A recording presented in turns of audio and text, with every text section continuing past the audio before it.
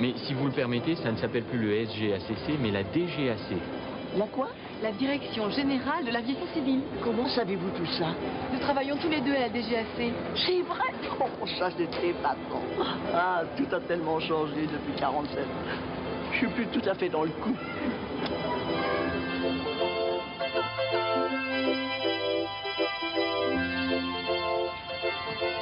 Alors comme ça, vous êtes tous les deux pilotes? Il n'y a pas que des pilotes chez nous, non. Moi, je travaille à l'administration centrale. Et moi, je suis ingénieur en exploitation. Alors dites-moi, la DGAC, c'est une administration si je comprends bien? Oui, c'est une administration, on travaille 12 000 personnes. Et qui fait partie du ministère des Transports. Alors racontez-moi tout. Ces 12 000 personnes, qu'est-ce qu'elles font? Eh bien, c'est en partie grâce à elles que vous pouvez prendre l'avion dans d'excellentes conditions de sécurité. Écoutez, je crois qu'il faut commencer par le commencement. Il faut d'abord construire les avions. Réaliser des appareils modernes comme l'Airbus A320 et bientôt l'A330 et l'A340 demande d'importants investissements. Il faut mener les études et les recherches, puis passer au développement et à la construction en série de ces avions.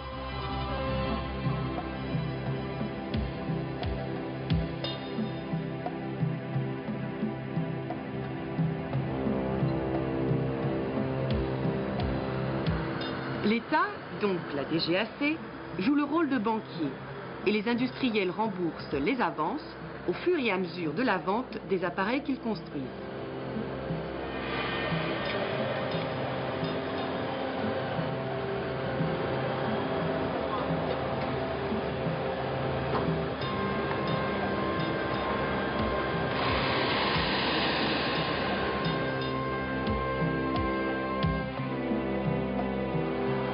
L'industrie aéronautique française, cela représente plus de 40 000 personnes, un excédent de 12 milliards de francs pour notre commerce extérieur, grâce au succès commercial des grands programmes internationaux, par exemple les avions Airbus, les ATR, les moteurs CFM56, mais aussi nationaux, avions d'affaires et de tourisme, hélicoptères de l'aérospatiale, premier exportateur mondial dans ce domaine.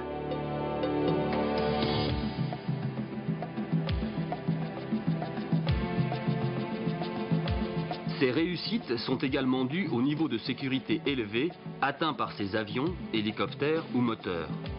La DGAC exerce un contrôle technique à tous les niveaux, depuis la conception d'un type d'appareil jusqu'à sa fabrication et par la suite pendant son exploitation. Tout commence par la certification qui garantit le niveau de sécurité des appareils afin de protéger les passagers transportés et les populations survolées. Ensuite, l'entretien et l'exploitation de ces appareils font l'objet d'une surveillance de la DGAC pour que leur aptitude au vol soit maintenue.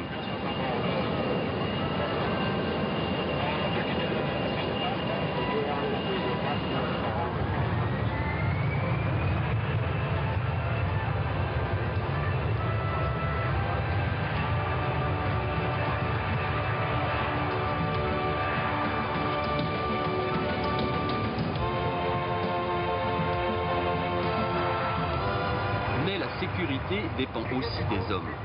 Il faut que l'équipage de conduite ait une parfaite connaissance des possibilités et des limites de l'avion et qu'il reçoive une formation adaptée.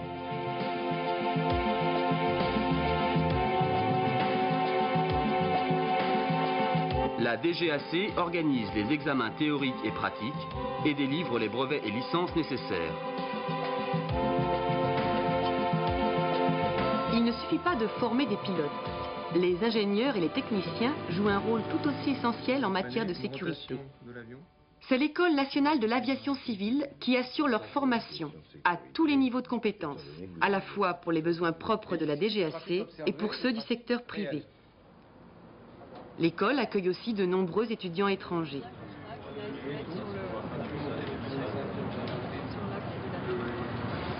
On va l'amener pour le tourner comme ça. Il va faire comme les deux autres alors. C'était la 647, continue au stade de approche ALS 09. Voilà, ça c'est bon là. Gulfer 021. Gulfer 021, radar ALS 10, continue au stade de distance flight. Voilà. Vous pouvez même le descendre plus loin. Ton UTA. Turn 979, turn right to Comprise. C'est bien, mais tu aurais dû le descendre vers 4000 pieds. L'altitude 1500 pieds, au cap 330. L'École nationale de l'aviation civile assure la formation théorique des futurs pilotes de ligne qui rejoignent ensuite les centres écoles de la DGAC pour la formation pratique.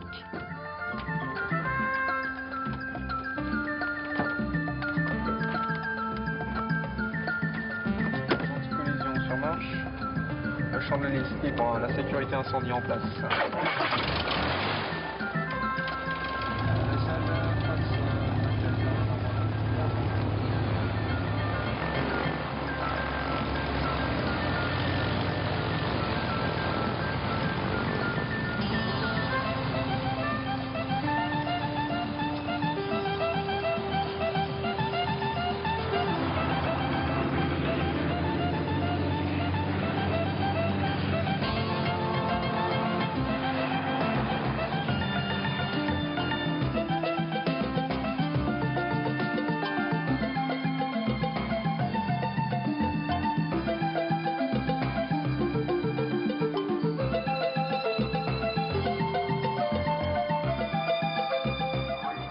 L'avion et son équipage évoluent désormais dans un espace aérien où le trafic est de plus en plus dense.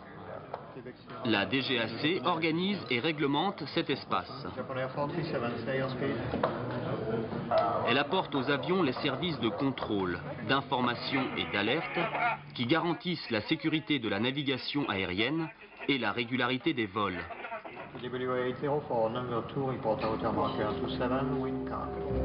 Le service de contrôle consiste à indiquer depuis le sol la trajectoire à suivre pour éviter tout risque de collision.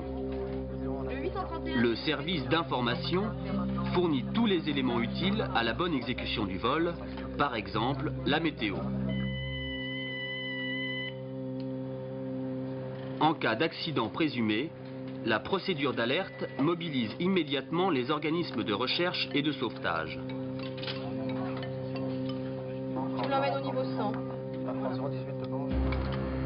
5800 hommes et femmes, ingénieurs, contrôleurs, électroniciens, techniciens, répartis dans 5 centres régionaux situés à Athis-Mons, Reims, Brest, Aix-en-Provence, Bordeaux et sur une centaine d'aérodromes, assurent la permanence de ces services. Guidé à partir du sol pendant toutes les phases du vol, depuis le décollage jusqu'à l'atterrissage, l'avion doit aussi disposer d'une infrastructure aéroportuaire qui offre toutes les garanties de sécurité. La DGAC veille à l'aménagement et à l'entretien des 480 aérodromes situés sur notre territoire. Elle exerce aussi un contrôle technique et économique sur les organismes chargés de la gestion commerciale des aéroports, établissements publics comme Aéroports de Paris, chambres de commerce et d'industrie ou encore collectivités locales. Votre attention s'il vous plaît pour des raisons de sécurité. Nous demandons à la personne ayant oublié des bagages à l'extérieur des portes A7, A8 de les récupérer. Enfin, elle intervient dans le domaine de la sûreté du transport aérien, c'est-à-dire la protection des hommes, des installations et des matériels contre les actes de malveillance et de terrorisme.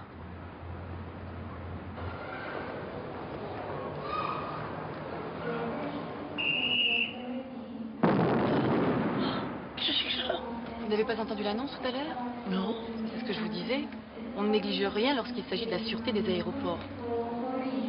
La DGAC organise et renforce les moyens de contrôle nécessaires à la protection de l'aéroport, qui vont de l'inspection des passagers et de leurs bagages à la surveillance permanente des aires de manœuvre et de stationnement des avions. Sécurité et sûreté sont les missions prioritaires de la DGAC. Mais le transport aérien, c'est aussi une activité économique essentielle. La DGAC participe à la négociation des traités internationaux qui organisent des relations aériennes stables avec les pays étrangers. Elle supervise l'activité des compagnies aériennes, leur délivre les autorisations nécessaires, approuve leurs tarifs et leurs programmes d'exploitation. La France, deuxième nation aéronautique du monde occidental, est le seul pays où une administration unique, la DGAC, couvre tous les aspects de l'activité aéronautique civile.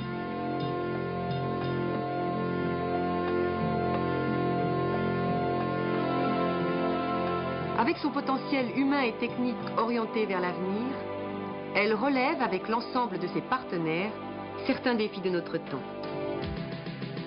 Renforcer encore le haut niveau de sécurité du transport aérien, asseoir la maturité et le dynamisme de la construction aéronautique, faire face à la croissance du trafic aérien, réussir l'Europe. Permettez-moi une question. Qu'allez-vous faire là-bas? J'ai envie de reprendre l'avion et de voir l'Europe.